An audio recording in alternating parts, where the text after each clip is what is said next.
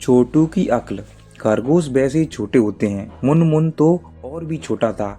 देखते ही देखते यहाँ से वहाँ कूद जाता। जितना वह देखने में छोटा था उतना ही फुर्तीला भी था। फुर्तीला होने के साथ साथ वह बुद्धिमान भी बहुत था। उसकी अक्ल बिजली की तरह काम करती थी। किसी भी समस्या का हल वह पलक झपकते ही खोज लेता। जंगल के कोने कोने में उसके चर्चे हुआ करते। इतना छोटा और इतने गुण, यह सोचकर सभी आश्चर्यचकित रह जाते। उसका हर काम निराला होता। वह हर किसी की सहायता भी करता और हर छोटे बड़े जानवर से मजाक भी करता। पर कोई उसकी बात पर नाराज नहीं होता। उल्टे सब उसकी शरारतों पर हंसते और उसका आनंद उठाते। एक दिन मुनमुन ने सुना कि एक बकरी गुम हो गई। दूसरे दिन सुना कि एक मेमना कहीं गायब हो गया। इस तरह हर रोज मुनमुन खरगोश को किसी न किसी छोटे जानवर के गुम होने की बात सुनाई दे जाती। जानवरों के इस तरह गुम होने से जानवर चिंतित हो उठे। पर मुनमुन इस समस्या को सुलझाने में लगा हुआ था कि उस दिन मुनमुन खरगोश जंगल के छोटे जानवरों के गुम होने के बारे में सोचता हुआ तालाब की ओर जा रहा था। अचानक उसकी निगाह एक पेड़ पर के नीचे बैठे दो सियारों पर पड़ी, जिन्होंने भगवा रंग के लंबे लंबे चोंगे पहन रखे थे। उनकी दाढ़ी बड़ी हुई सफेद दाढ़ी थी। माथे पर लंबे लंबे तिलक लगाए और हाथों में माला लिए दोनों सियार बड़ी मस्ती में भजन कर रहे थे। एक बार तो उन सियारों को देखकर मुनमुन खरगोश सोच में पड़ गया। अपनी आदत के अनुसार वह उसके पास गया और उन्हें घूम घूर कर देखने लगा। कहो बच्चा, क्या बात है? एक सियार के पूछने पर मुनमुन ने हाथ जोड़कर कहा, महाराज, आप यहाँ? हाँ बच्चा, हम दोनों ने कैलाश पर जाकर 20 साल भगवान की पूजा की और संसार का भला करने योग्य बनने का वरदान मांगा। दूसरे सियार के यह कहने पर मुनमुन ने आश्चर्य से पूछा, तो क्या आपको भगवान के दर्शन भी दिए होंगे? तो बोला, हाँ बच्चा, दर्शन भी दिए और वरदान भी। इसीलिए तो हम जंगल जंगल घूमकर सभी जानवरों को धर्म की बात सिखाने में लगे हुए हैं। इसका मतलब है आप लोग बहुत पहुंचे हुए हैं महाराज। अब तो आप यह भी बता सकेंगे कि हमारे जंगल का रोज एक जानवर कहाँ गुम हो जाता है। मुनमुन खरगोश ने हाथ जोड़कर यह प्रार्थना की। तो पहले सियार ने उत्तर दिया, अवश्य बच्चा, पर इसके लिए तुम्हें हाथ जोड़कर आंखें बंद करके 100 बार भगवान का नाम लेना होगा।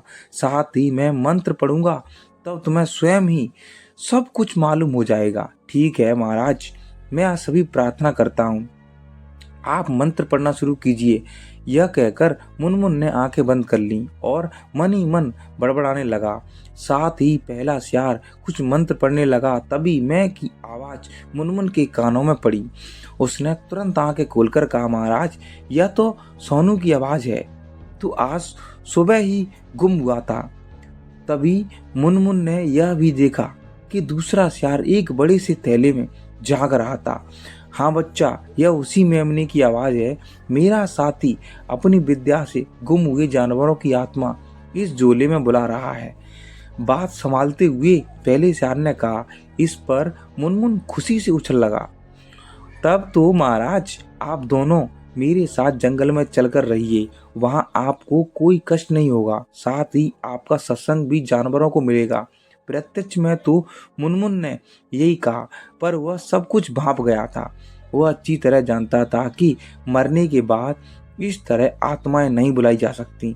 मुनमुन की बात सुनकर पहले सियार ने सोचा कि क्यों ना इसके साथ जाकर ही रहा जाए। इस तरह हमें चोरी चोरी भी नहीं रहना पड़ेगा और अपना काम भी आसानी से होता रहेगा।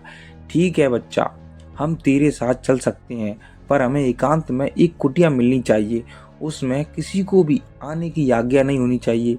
मुनमुन खरगोश सियार की बात तुरंत मान गया। थोड़ी देर बाद मुनमुन खरगोश दोनों साधु सियारों को लेकर जंगल के बीच पहुंच गया।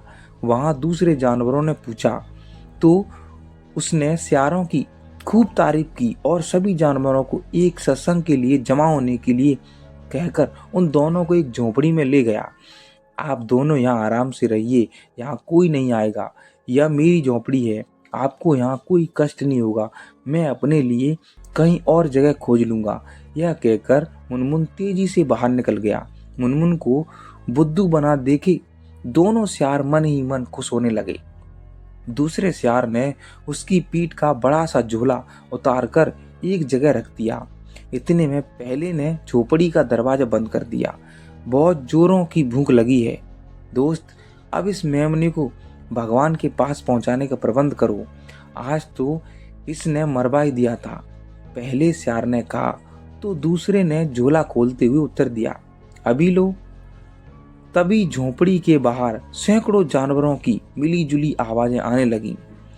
पकड़ो इन बदमाशों को, इन्हें जान से मार डालो, इन ढोंगियों को जिंदा जला दो। इस तरह की आवाजें सुनकर दोनों सियार हड़बड़ा उठे। तब उन्हें इस बात का एहसास हुआ कि वह छोटा सा मुनमुन खरगोश उन्हें बेवकूफ बनाकर यहाँ ले आया था।